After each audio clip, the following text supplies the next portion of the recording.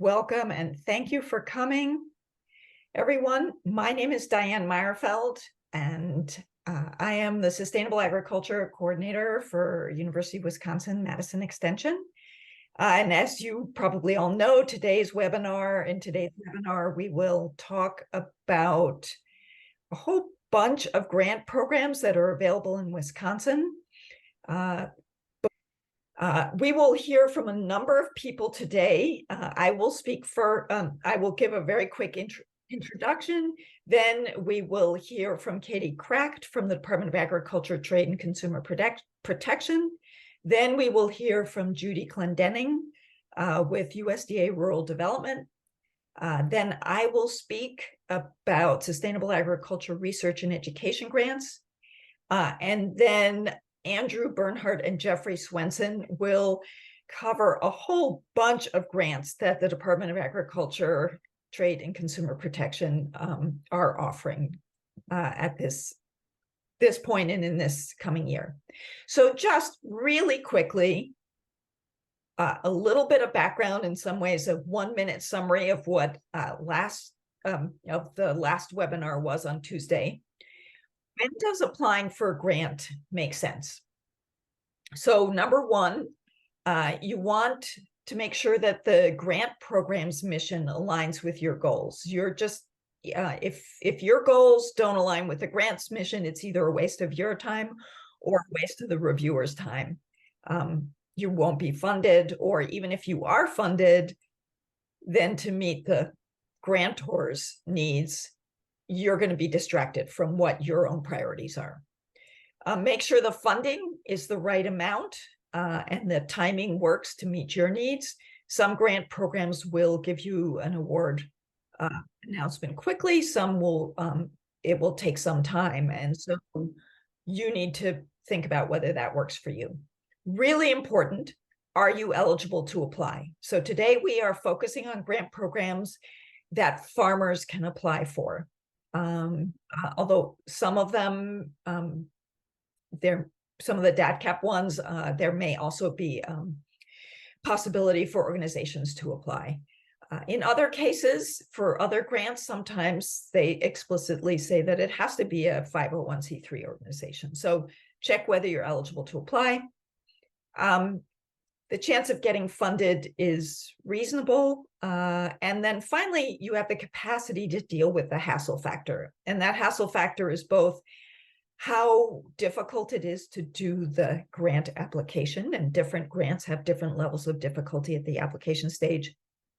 But also think about, even if you finish the application and you get awarded a grant, you have responsibilities. They don't just send you a bunch of money. You have to keep records, you have to do reporting, and you have to do what you said you would do in your grant proposal.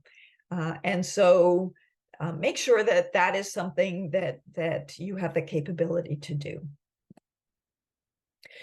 One other quick note, Michael Fields, the Agricultural Institute, has a grants advisor. She is on this call, and at the end, if people have specific questions about the grants advising program, she can answer them. I will also put this link in the chat, but this is something to keep in mind.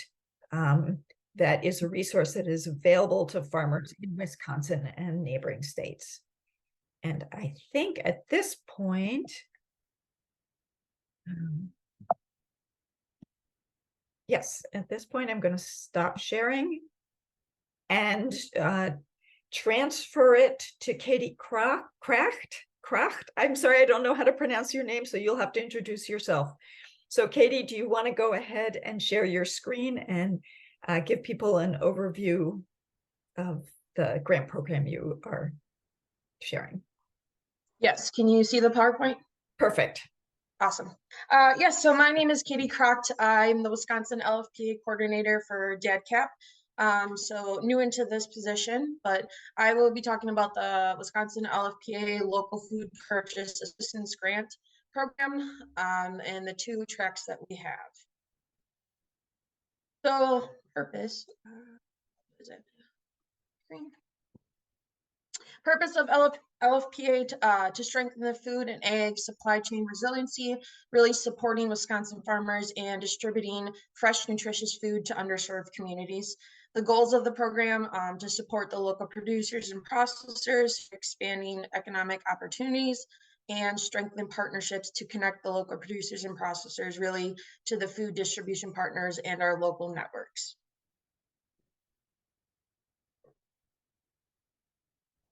On this page, I just wanted to post the LFPA website, the wisconsinlocalfood.org. I can put this in the chat.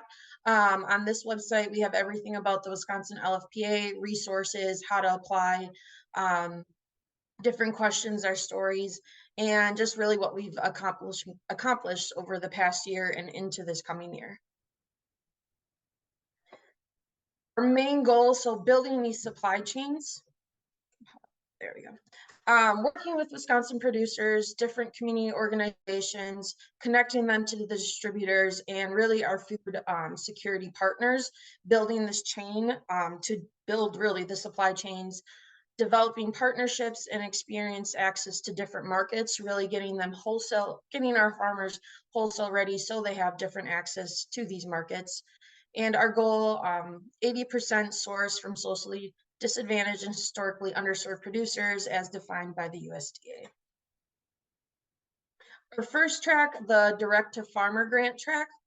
This is administered by our contracted partner, Marble Seed.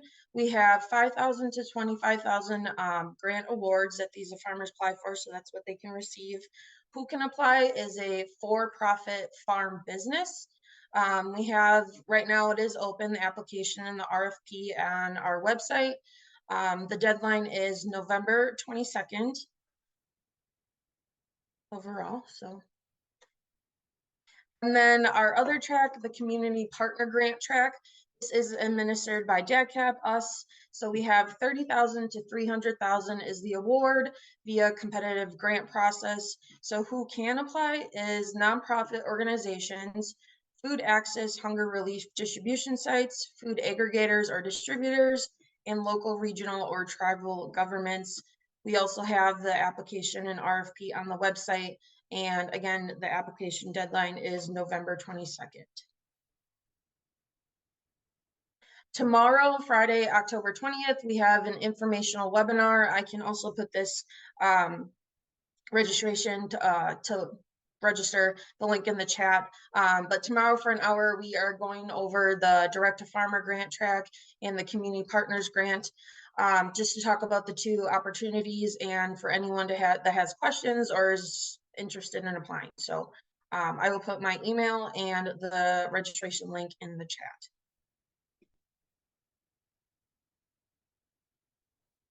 And that would be it. Thank you so much. That was great.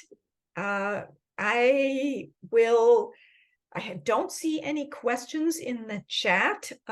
So I am going to turn it over to Judy. Judy Clendenning, can you share your screen? And Judy will talk to us about the Value-Added Producer Grant Program. And this is a little bit of a fire hose. We're going through many, many grant programs, but I will say the important thing is you are getting everyone's contact information in the chat, and I will also provide a link.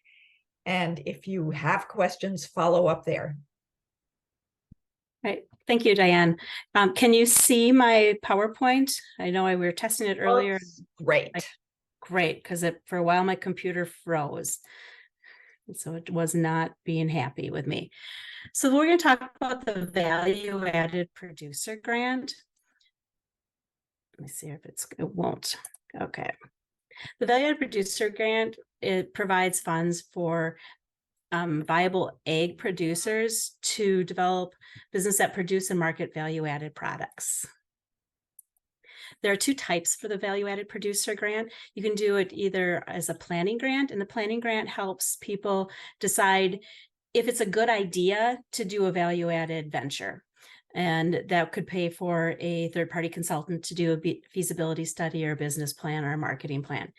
The working capital part of the value added producer grant would be to actually do that particular project. So that would be if you just, let's say you were a tomato grower and you wanted to make spaghetti sauce, it could help pay for the labor to produce the spaghetti. It could pay for jars, labels, things like that. This program is not a job training program, and it's not intended to teach people how to farm. It's not a technical assistance program. We don't do research and development, and it isn't a continuous stream of capital, and it cannot buy equipment either. The eligible applicant types, most of our applicants are independent producers, so that would be your farmer who is growing tomatoes or milking cows. We can do agricultural producer groups. We do have a few farmer rancher cooperatives, or we can do majority controlled producer-based businesses. The PowerPoint does have a little chart in it, and we will provide the PowerPoint to explain what these groups are. In order to be eligible for this grant, the applicant must be the person or the entity doing the day-to-day labor management of the actual raw commodity. So it can't be someone who has purchased a farm and they are just using that as an investment. I like to tell people they have to be the one swinging the gates. They have to be the one plowing the fields. They have to be the one actually doing the hard labor that goes along with the project. They also need to currently produce at least 50% of the raw commodity that's going into the project. So in the example of making spaghetti sauce, they need to actually be currently growing 50% of the tomatoes that they would need to make the spaghetti sauce. And they must own the product from the beginning to the end. So they can't just grow the tomatoes, sell them to a producer, or sell them to a manufacturer and have them actually produce the product and keep it and sell it. What they need to do is they can have a third party process their tomatoes into spaghetti sauce, but they need to keep ownership of that through the whole process and then sell the final product themselves. They need to be a citizen or have a legal, and then they have to have a legal authority and responsibility to actually do the project. We do have some projects that would be like grape growers who produce wine. They need to be licensed to actually do that type of product. For eligibility, so there's a couple of different ways to be eligible for the Value Added Producer Grant. The most common is a change in physical state, and that is the easiest one to think about. A dairy farmer who is milking cows and they want to produce cheese, the tomatoes to spaghetti sauce. There are a few other ways to be eligible. One would be produced in a manner that enhances the value of the agricultural commodity. That'd be like if they're growing organic food and selling it under that category to have a higher income from that. We could do something with physical segregation. To be quite honest, I've not seen that in the state.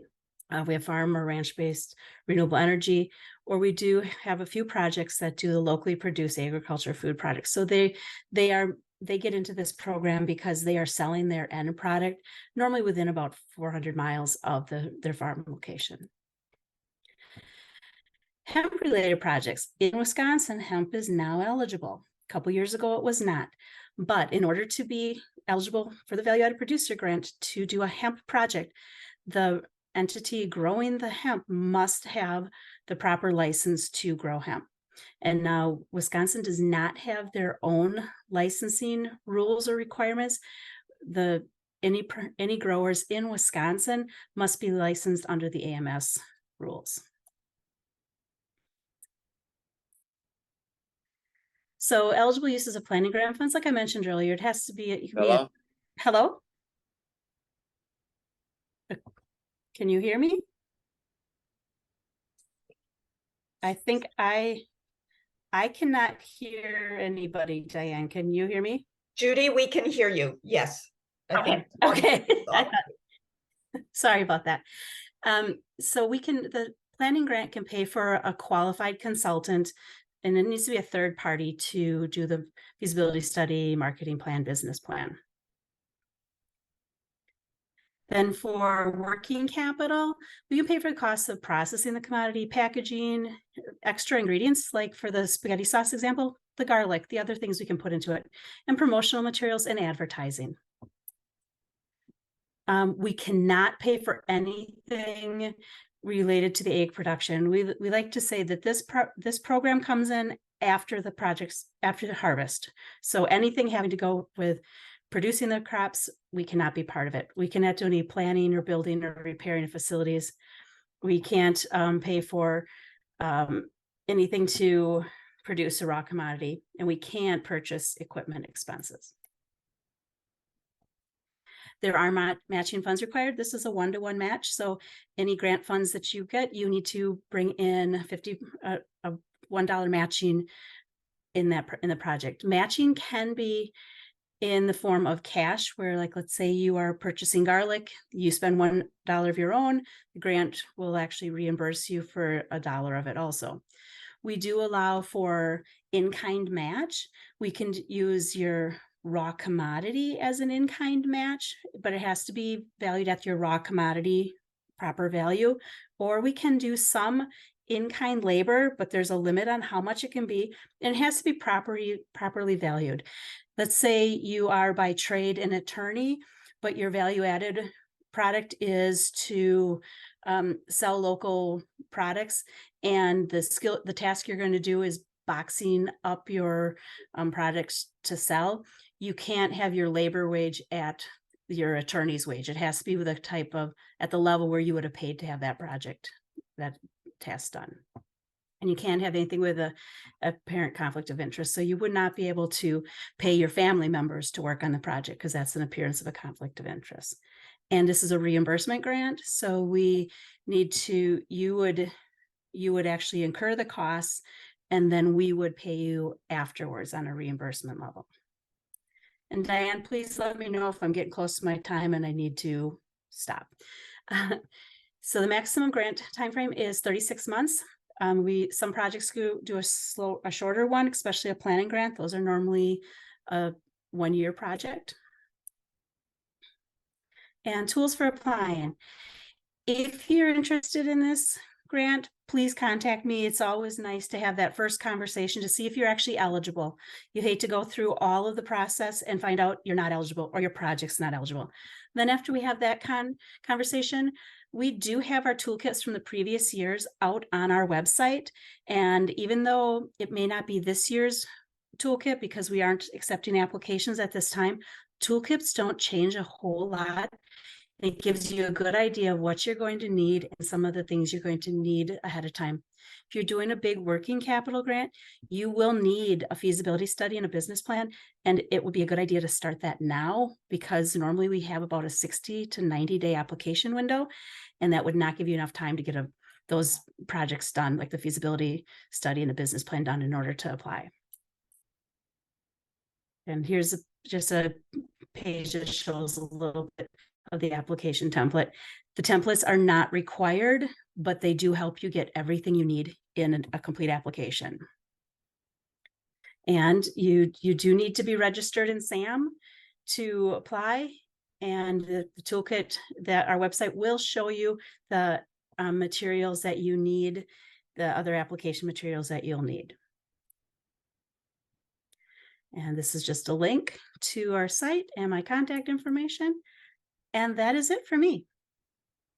Judy, perfect timing. You do have a couple of questions in the chat, so if you don't mind looking at those while I plunge into my presentation, that would be great. Thank you so much. I'll work on answering those. Thank you. All right. And I will try to share my screen again. All right. I am going to be talking now about the SARE Farmer Rancher Grants. So what is SARE? SARE is a U.S. Department of Agriculture program that promotes research and education to advance environmentally, economically, and socially sustainable agriculture. SARE is divided into 4 regions in the country, and we are in the north central region. Wisconsin's pretty much in the middle. It's about a 12-state area from North Dakota in the Northwest to Ohio Ohio in the Southeast. And yeah, I'm sorry, I'm trying to do my geography here. It's not working very well. Anyway, North Central SARE offers 6 different grants. And basically, I talked about eligibility earlier. Each of these grants has a different type of organization or person who can apply to them. And the titles of the grants are pretty indicative about who can apply or who the audience is supposed to be. So we are going to focus today on the farmer rancher grants, but if you represent an organization, the grants that are probably most applicable for you would be the partnership grant, the research and education grant, or possibly if your audience is information providers to farmers, then a professional development grant. So what kinds of things does SARE cover? As I mentioned, SARE's mission is to advance sustainable agriculture that is socially, economically, and environmentally sustainable. What does that mean? That's a hard question to answer. Here is just a short example of the kinds of projects that SARE has funded. It ranges from production questions like sustainable pest or weed management to food sovereignty research, to sometimes energy research, to soils research, and much, much more. Specifically, the Farmer Rancher Grant Program, you have to be a farmer to apply to this program. So what does SARE consider to be a farmer? Anyone who produces food for sale is a farmer. SARE doesn't have a minimum gross sale requirement. As long as you're producing food and selling it, you're a farmer. And in a few cases where a farm is providing food for a number of people, possibly not through selling, it can still be considered a farmer. Under this Farmer Rancher Grant Program, a single farm can apply for up to $15,000 for a research or education project. And teams of 2 or more farms working together on a grant on a project can apply for up to $30,000.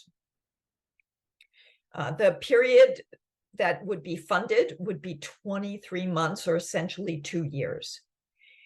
Farms that are applying for these grants are encouraged to link with partners. Those could be extension, those could be nonprofit organizations, farm organizations, other university partners. There's really a very wide group of partners that you could work with. You don't have to work with partners, but it typically makes your application stronger. This year's call for proposals is currently out, and the due date is December 7th, 4 p.m., not midnight, 4 p.m. on December 7th. That is just so that if people have any questions about the online submission process, they can still reach the regional office. And for this round of applications, you would receive the funding decision by the end of February in 2024.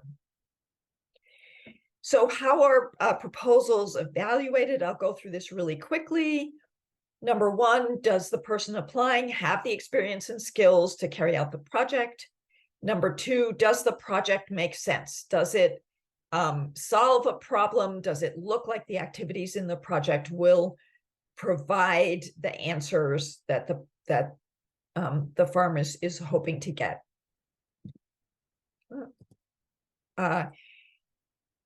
Number 3, does the project contribute to sustainable agriculture more generally? How does it relate and advance sustainable agriculture? And, does it have the potential to help other farmers and ranchers in the region? Number 4, do you have a plan for outreach? When you do your research, that's fine. You'll get the answers that you're looking for. One hopes. Research is always a little bit uncertain. But then once you have those answers, how will you share that information with others? So do you have a good plan for that? And then reviewers will also look at specifics in the budget and some other issues. But those 4 things that I've covered are really the main things they will look at. Here's just 5 of the farmer rancher grants that were awarded earlier this year in Wisconsin. So as you can see, it's a range of things from developing a specific type of equipment to work with the newer crop in Wisconsin, to looking at intercropping and integrating grazing, to look at and to food sovereignty in a Native American context. And I will put the link for this database in the chat. This is a wonderful tool where you can look at all the grants that SARE has ever funded just to get a sense of what kinds of things they're looking for. You can also email me for information. You can look at the regional website. There is a webinar that is recorded there that you can watch there that simply goes over the farmer rancher application process.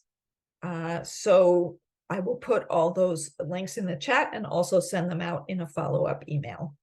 And I think that is it. And I will stop sharing.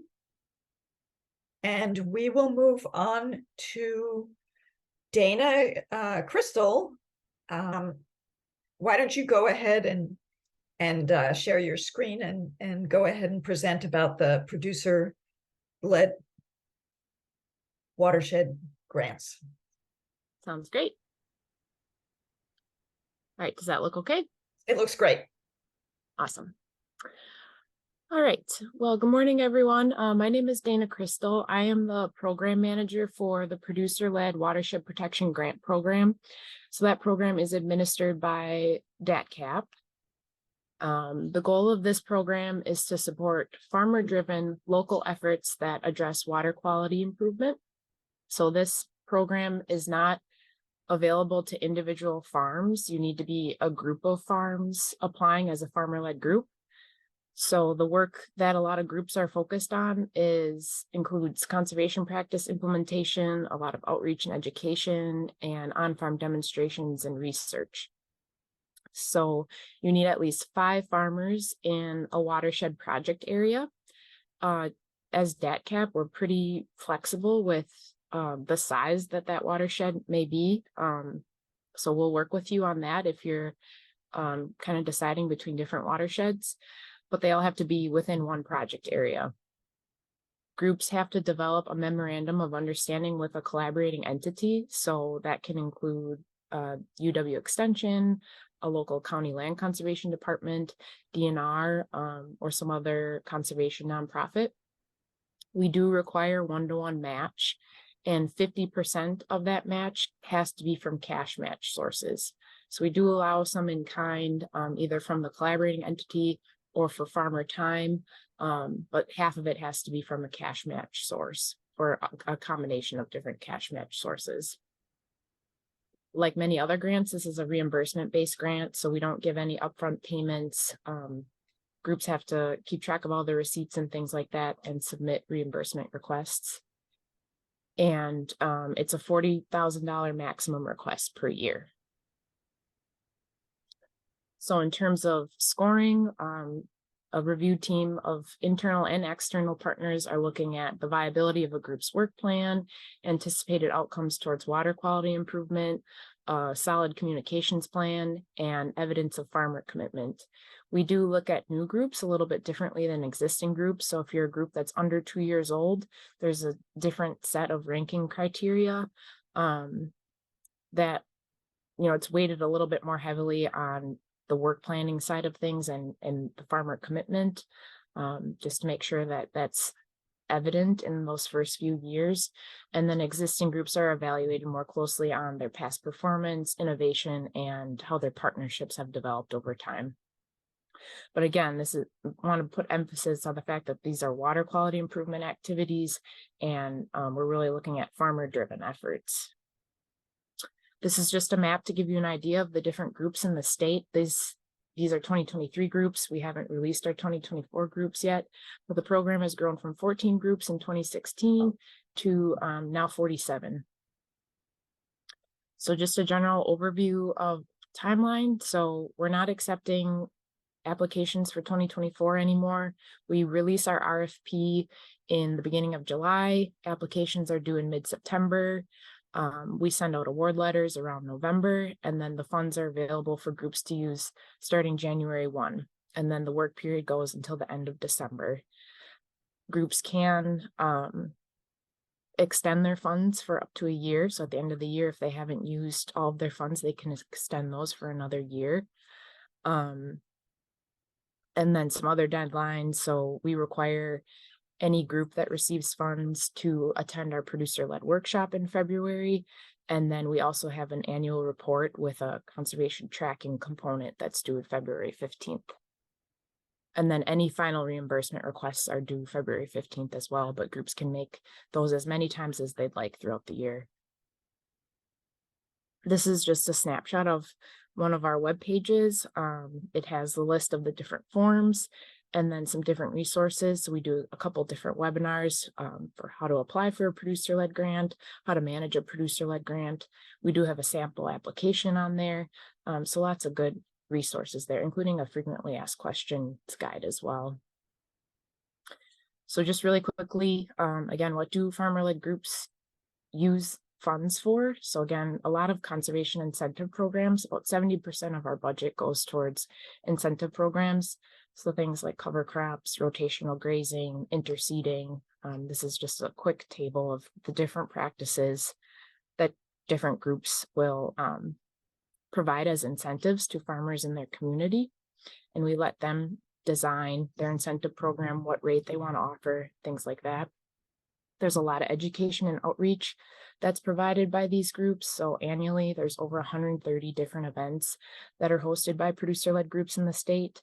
So different field days and farm tours. They also host educational events for groups of students, whether they're interns or school-age children. Groups can use the funds for on-farm demonstrations and research. So these are different pictures of some interseeding demonstrations, a grazing demonstration.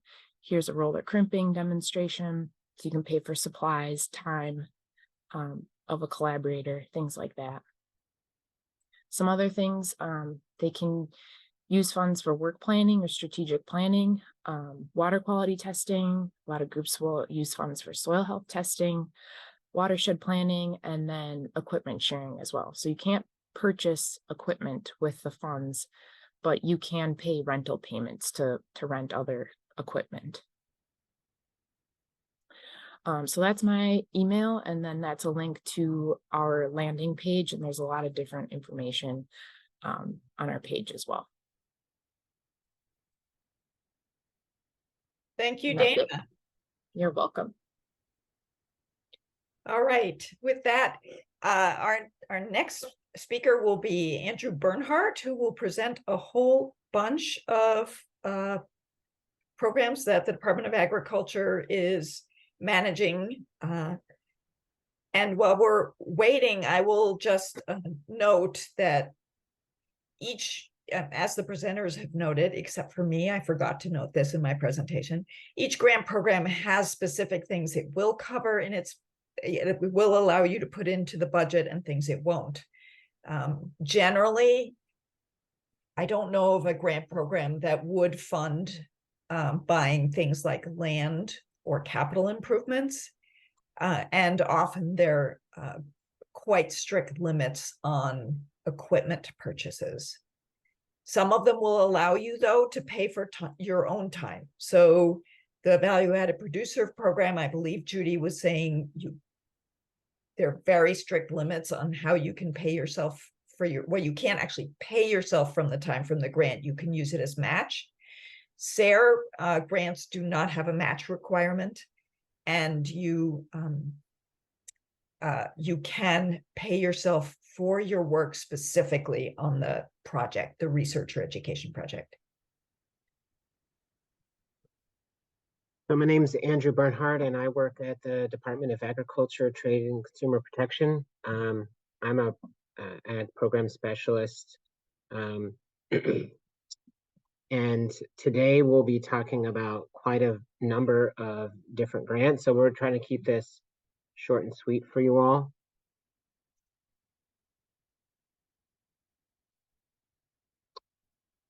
Some of these grant programs you might recognize, and some of them are going to be new to you. In the remaining time of this webinar, we're going to be talking about 6 different grants. The Buy Local, Buy Wisconsin grant has been around for quite a number of years, along with the Specialty Crop Block grant and the Dairy Processor grant. There's some in here that are relatively new. The Meat Processor Infrastructure grant is a new one. The Resilient Food System Infrastructure grant is new and will be opening soon. And the Wisconsin Farm to School grant is going to be new, and that's going to be released in early 2024 next year. So the Buy Local, Buy Wisconsin grant, this is an economic development grant program designed to increase the local food economy in Wisconsin. This grant program has historically been, applications have been due in March or sometime in the spring, but we have just this year changed the time frame. And so please take note that these grants are now due in August. The grant RFP will be released in July, close to the beginning of July, with a due date at sometime in August. Awards can be up to $50,000. $200,000 is available in total grant funds each fiscal year. And these grant programs, applications are going to require a 1-to-1 match. That can be in kind or cash. Successful applications are going to need to show creativity and how they can benefit the local food system in general. Although these grant programs do allow you to make investments in your own business, your own farm, whether you're a producer or a processor, being able to articulate and describe how this is going to benefit the local food system will make your proposal more competitive. This does not fund startups or feasibility projects. And one of the things that's required with your application is 2 years of sales data. That could be your P&L, your profit and loss, or some kind of sales data for the past 2 years. And you also are required to submit your current year's operational budget and the previous year's operational budget. One of the things that's required is that the goal of the grant is to increase sales, expand the economy. So you're going to need to be required to report on your sales throughout the 2-year grant life cycle. Any increase in jobs, any kinds of expansion in how your business is doing. If your project is going to involve processed foods, then that must consist of 51% ingredients by weight that are from Wisconsin. And I'll make sure to post the link into the chat. Next, we're going to talk about the Meat Processor Infrastructure Grant. And I believe if Jeff's on, he can unmute himself and introduce himself. I'm Jeff Swenson, the Livestock and Meat Specialist for the Wisconsin Department of Agriculture, Trade, and Consumer Protection, otherwise known as DATCAP. So the Meat Processor Infrastructure grant really started in the last biennium. So we've done 2 rounds of these. I know that the funding might be a little bit confusing when we start, but I'll try to walk us through that. So this funding, I should say, can buy equipment. So that makes it a little bit unique. It will allow for construction of new plants. If a farmer wants to start a meat processing establishment, they would need to become licensed with either the USDA or DATCAP by the end of the grant period. And if you don't, you would possibly have to refund the funds. So it is open to existing meat processors and meat processors as startups. In 2024, there will be $1.8 million available for grants. Now, the funding level for the meat processor infrastructure grant is $200,000 per year. The legislature did decide as a one-time influx of money in 2024, it would be 1.8 million. In 2025, it'll go back to that base level of 200,000 and be $200,000 each year after that. So in 2024, 1.8 million awards up to 150,000, and that does require a one-for-one match. So if you apply for $150,000, there would need to be a cash match of $150,000 from other sources. Projects must increase slaughter capacity or production. So we often talk about harvest capacity or slaughter capacity, if you will, or production throughput. So it is not necessarily open just to meat processors that harvest animals. It could be further processors as well. Harvest capacity, we do like to hold the grant awardees to a 20% increase in harvest capacity. Throughput or production, also 20% or more. These are competitive proposals. The application, I will say, is very, very simple, but the more detail that you include in the grant application is very helpful and makes you more competitive during the award process. Applications can be new or existing meat processors, as I said, and we do require progress reports. And the link there, and that'll be included in the materials that's sent out, is where the request for proposals will be housed. The next request for proposals for 2024, that 1.8 million, will be posted the tail end of November. So we're looking at an end of November.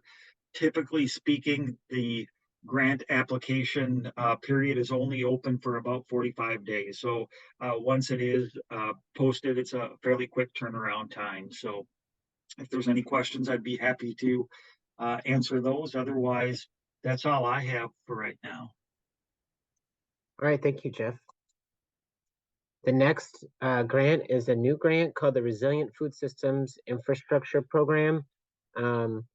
This is USDA money that's being sent out to all the different states to administer a grant program. The RFSI program aims to expand middle of the food supply chain capacity and infrastructure. And this is for increasing aggregation, processing, manufacturing, storing, transporting, wholesaling, and distribution of local and regional produce, produced fresh and processed foods. This will exclude meat, poultry, and even live caught fish. So anything else will be included with that. Like Jeff talked about with the meat processor infrastructure grant, this is a kind of a rare grant in that it will fund capital expenses, including equipment, construction, building modernization or upgrades, systems implementation like tracking, logistics, trucking, staffing needs, and marketing development. But it will not include, you cannot include anything related to production or harvest or marketing or research. There's going to be 2 tracks, and applicants can only apply for one. So there's going to be standard track and an equipment only track.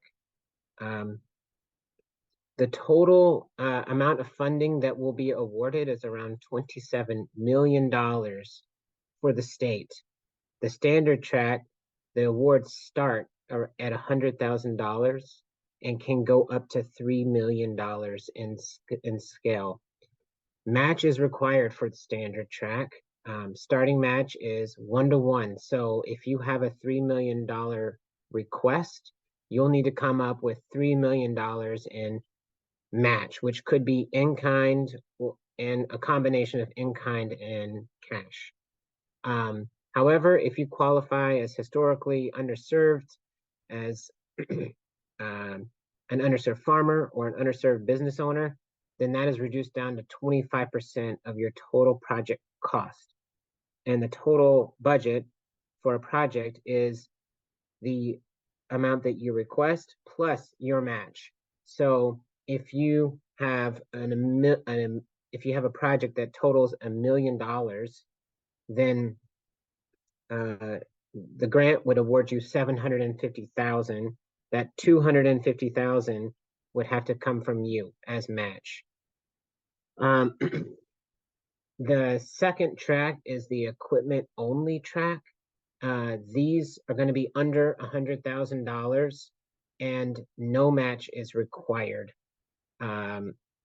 However, whereas the standard track can purchase equipment and pay for the installation, the construction, all that kind of stuff, the equipment only is only for purchasing equipment. That equipment can be new or used, but it's only for the purchase of the equipment.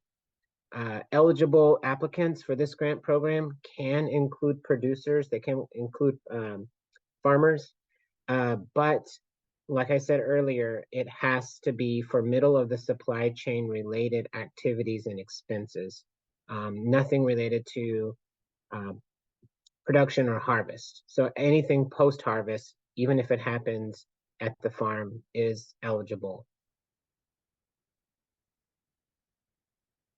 So that is a quick overview of this grant program. The next grant, I believe Kara is going to talk about the dairy processor grant. Correct. Thanks, Andrew.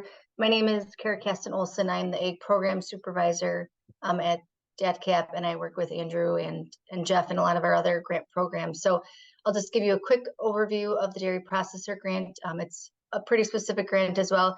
It's similar to the meat processor grant that Jeff spoke about, but this grant is focused at dairy processors. So you, to qualify for this grant, you do have to have a dairy plant license and be licensed through our Division of Food Safety and our Division of Food Safety. And so you have to be engaged in pasteurizing, processing, manufacturing milk or another dairy product. So this grant is typically due in October or open in October, and we just had this round due. So this will be, so keep this in mind for next year. Annually, we have about $500,000 available for this grant program, with the max award being $75,000. So this year, or this biennium, it was bumped up. So we do have a little bit more money available for this grant.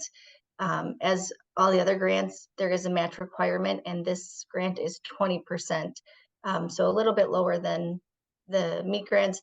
We also do require reports every 6 months, along with a final report. So again, this is a very specific grant. It does work for, if there's a farmer that wants to process milk on the farm, this would also qualify, but you do have to be a licensed dairy plant. So if anyone has any specific questions, let me know.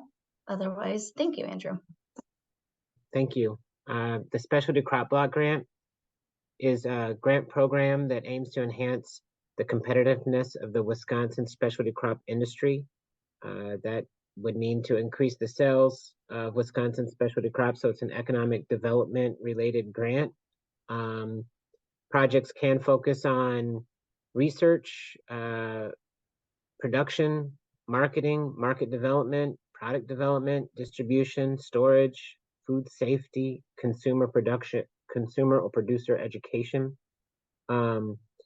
This grant project, the awards can go up to $100,000 and no match is required. Those are due in the spring, typically March, so they open up in February.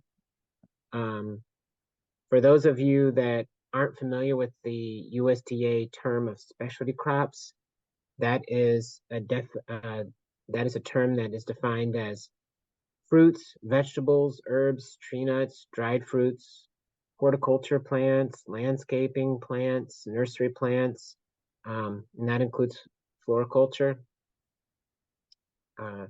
There is a pretty exhaustive list that is available if you search.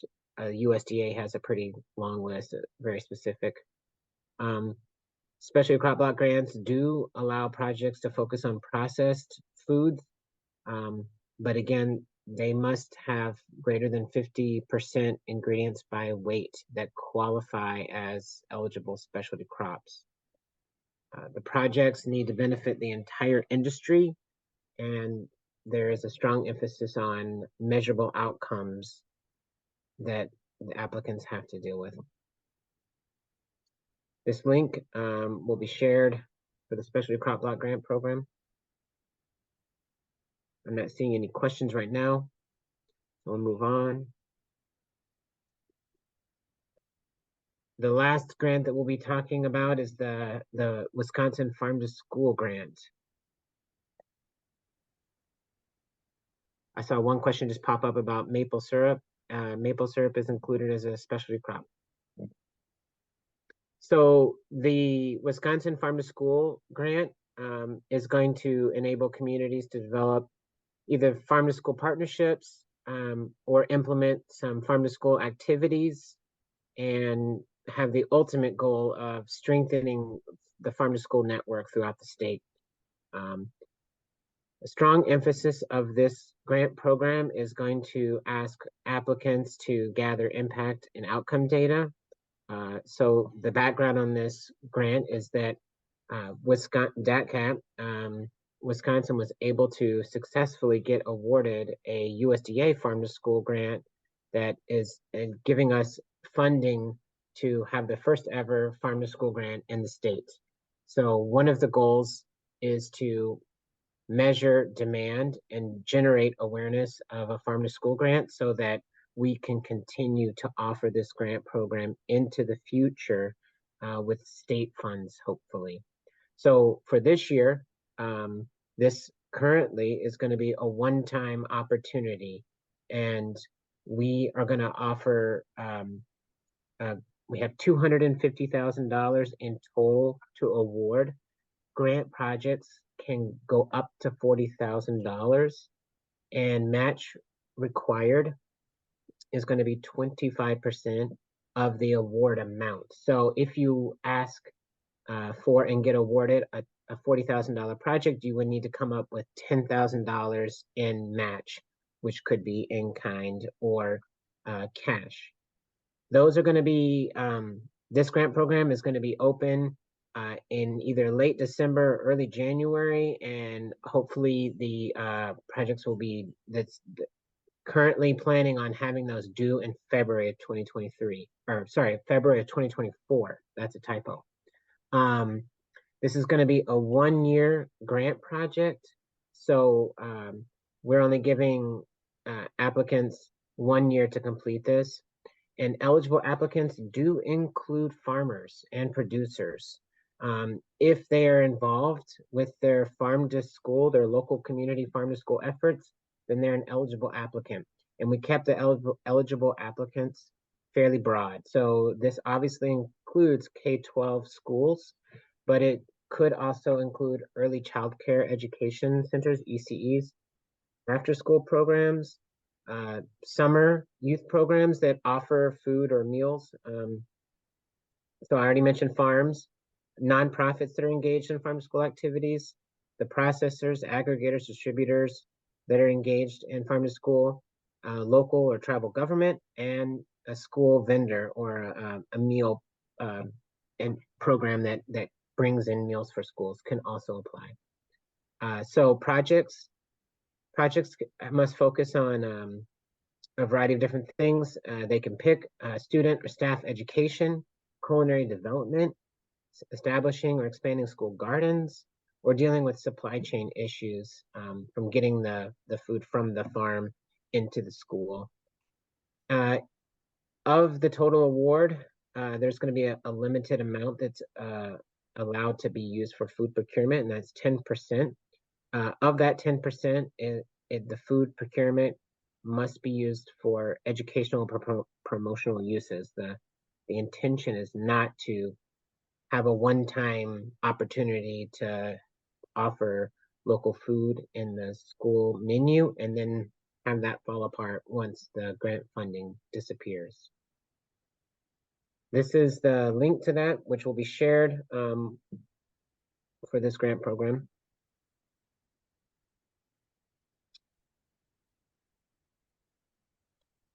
And that is the many new grants that are coming out from DATCAP.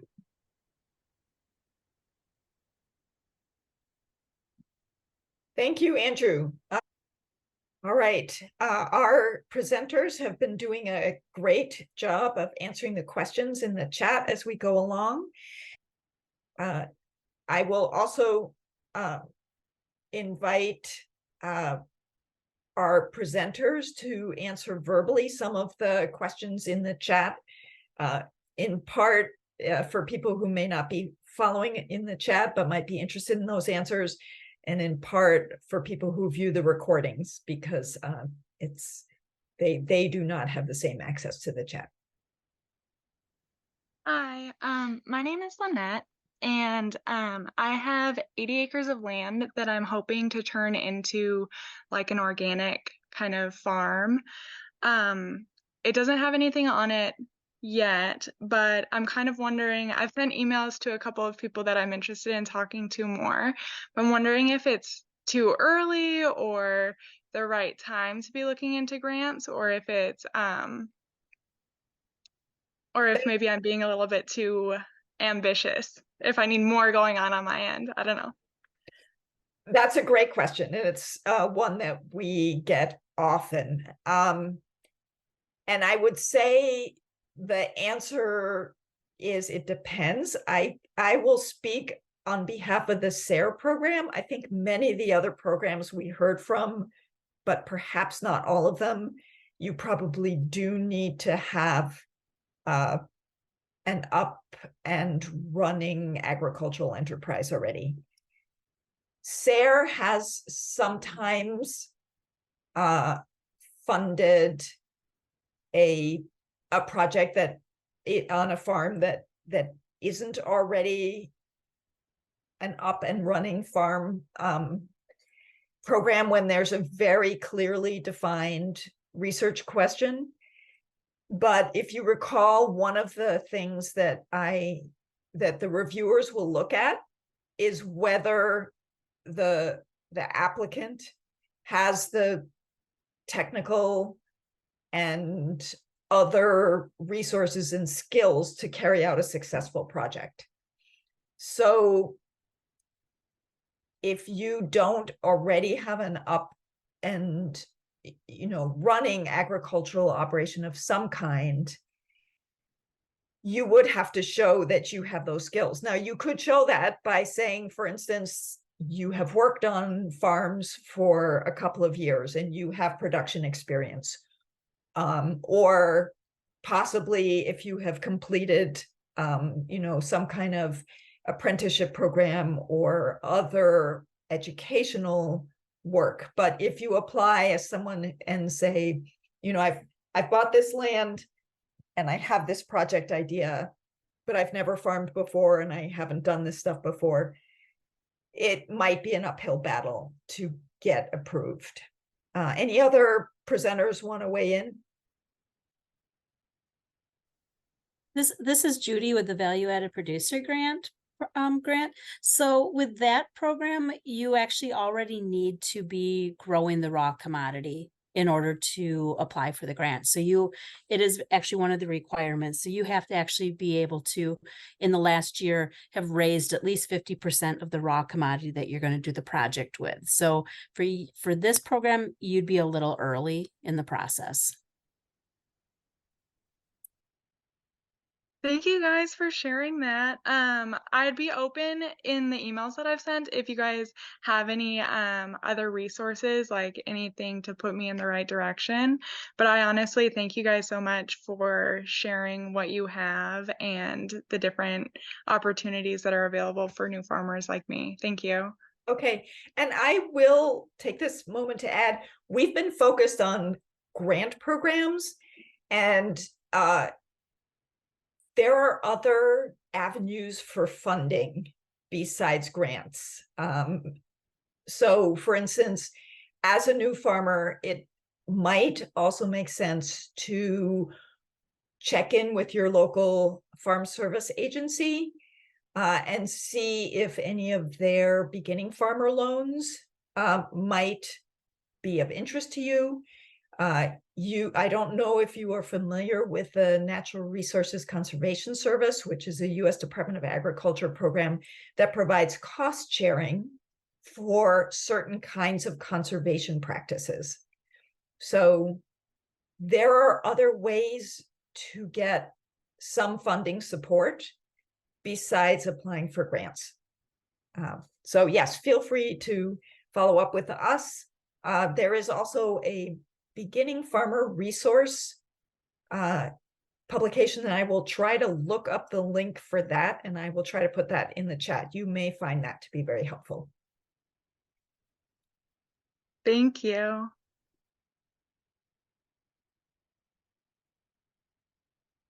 Judy, I see a value-added question in the chat from someone who's an established producer of swine, goat, and rabbit meat and is looking for help with marketing and website creation.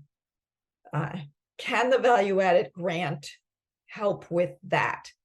And before you chime in, I will say, if you can frame it as a research question, then possibly that could be something that a SARE grant could help with as well.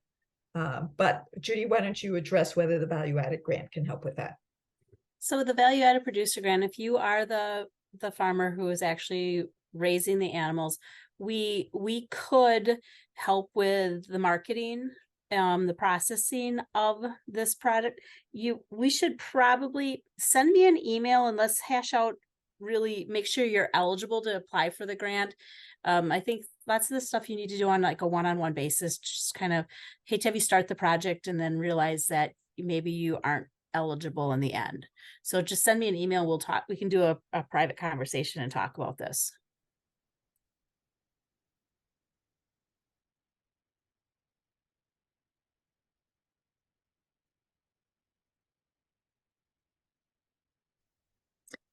Hi, Diane. This is Lindsay Rushford. Hi, Lindsay. Oh, yes. Thank you. There. Please chime in. Thank you. Appreciate it. So I work with UW Extension. I'm an outreach specialist working on a grant program called the Nitrogen Optimization Pilot Program. This is funded through DATCAP. And so this is just another one of these grants that has, is very specific. It's an opportunity for farmers to place a replicated trial on their farm that's related to nitrogen, commercial nitrogen fertilizer use. And so I don't want to take up too much time of it. And so this is the second year of it. We're waiting for the application to open. We're very patiently waiting for those final steps to be approved. So we're hoping in the next, I'd say, couple of weeks for the application and RFP to go live. And it's an offer for $40,000 per producer to do one of these research trials. And you would get the support of myself in Extension and another person, Monica Schauer, in the UW-Madison Soil Science Department. So we would be helping with the data that comes out of these trials and supplying it back to the producers or collaborators. And then we would work with you to help put together your trial. You know, we would be that support system through the 2-year trial as a requirement. So I'll put the link to that in the chat and along with my contact info. So if anyone wants to talk about that more, I'm more than happy to. Thank you very much, Lindsay. I meant to actually ask you to speak, so I really appreciate that you just jumped in because it's an important program. Sure. Yep. Andrew gave me the go ahead, so we're good to go.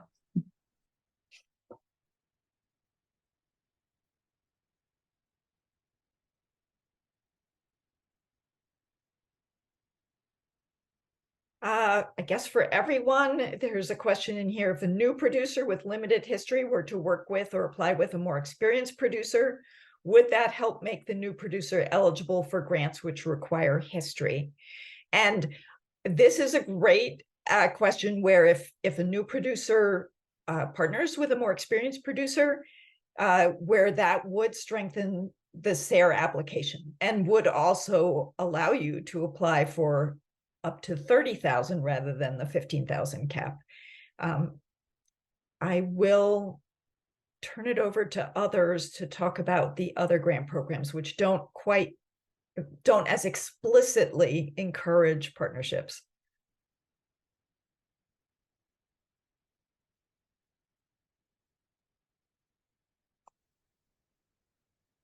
The one grant program at DATCAP that does require like financial history is the Buy Local Buy Wisconsin grant. This particular grant is one where, although I think it's beneficial to show how the grant program is connected to, supported by, and benefits the surrounding or the regional local food economy and the local food system. These tend to be sole applicants versus team of applicants, and they're asking for financial history that is about that specific business. So I don't know if partnering is going to necessarily change much for someone without sales history. For the other grant programs, though, there isn't really a lot of questions or requirements around history. There might be some narrative-based questions where you talk about your experience, and in that, there might be opportunities where you might have to talk about your history and you can't really answer that very well. But for all those other grant programs, partnerships are always going to be beneficial to your proposal. And I think that those are the opportunities when you can talk about what experience your partners bring to the project or your proposal. I see a question in the chat about what are the most common avoidable mistakes observed in grant applications.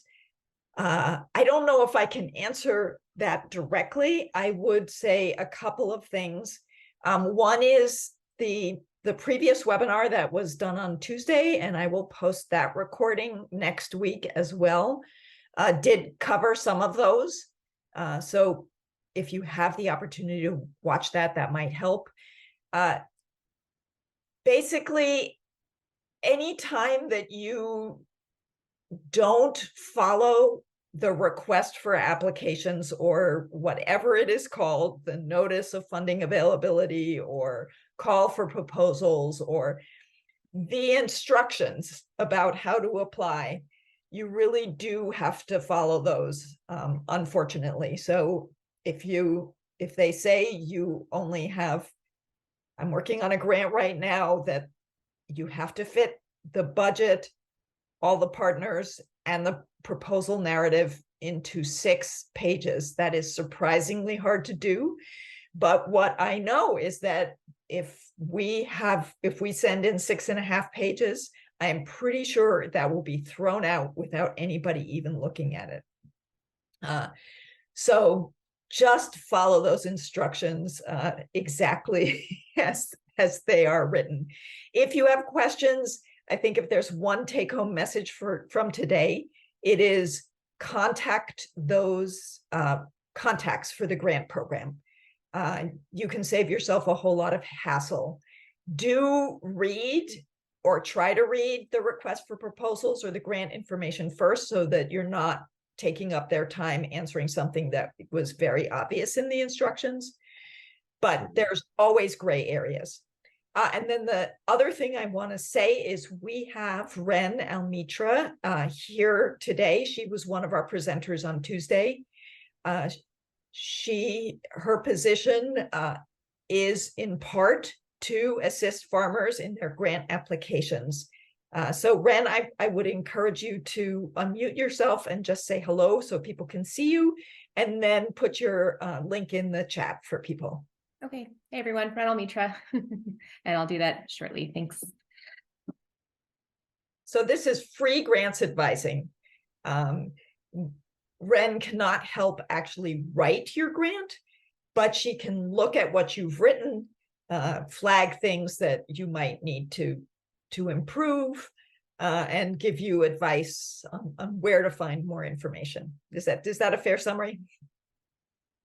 That's perfect. Thanks, Diane. Yep. And I just put my direct email address in here, but I'll also include the link to the grants advising webpage. Perfect.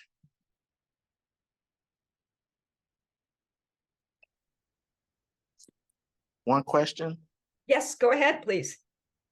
You say you guys tape this. You know, I was in the field working and back and forth a little bit, but while listening. So where can I find this set if you guys recorded it? Yes, so unfortunately, I can't post the recording right away because I am required by extension to make sure that there are captions for it. And so that's going to take me a little bit of time. I am going to try to record this by the end of next week, and I will send out an email to everybody who registered with the link to the recording. The other thing is you'll find the links to the recording on the webpage that I will put in the chat right now. Okay. Thanks. Thank you. I see a question about where you can find out when grants are being offered. Can be a little bit of a difficult question to answer.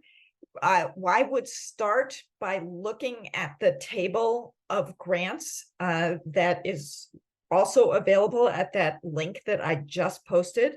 We don't have the recordings of the webinar up yet, but we do have we call it the 2023 grants matrix. And that lists the contact information for someone associated with the grant and the grant application period. The other thing you can do is if there's a grant program that you know you are interested in, sometimes you can get on a mailing list for that grant program. So for example, for SARE, you can email me or you can email the regional office and just ask to be notified by email whenever a new grant call for proposals is released. And you can specify that you just want to be on the farmer rancher notification list or all grants. Yeah. All right. So yes, that's a really good question. Someone typed in the chat, sometimes the grant questions seem like the same or similar question. And so the answers seem repetitive. And if your answers seem repetitive, does that show consistency or lack of knowledge? Yes. So sometimes they're repeating yourself is just fine. For instance, many grants will ask you to do a short summary so that they can have a really quick thing that people can look at. So repeating what you said in the summary later is totally fine. But sometimes the grant language can be confusing, and that's where a grant advisor can help you, or the program staff can maybe able to help you better understand what the question specifically is about. Ren, do you have something you'd want to add there?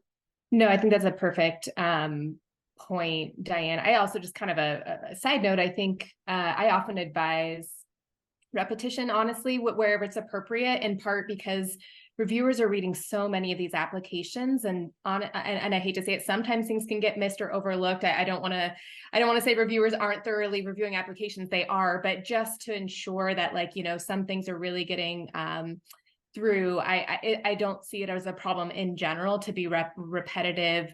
Again, just make sure it's appropriate in the context of the question. And as Diane said, if you need further guidance on what they're asking, I am one of many resources of folks you can ask about a specific question on an application. All right, well, I want to thank the presenters very much for your great presentations and for staying on time. We got through a huge number of grant programs in a very short amount of time. As I said, I will post this information on that website, and I will send out a follow-up email to people so that you have the link where you can follow up on the slide presentations, the recording, and some of the other links.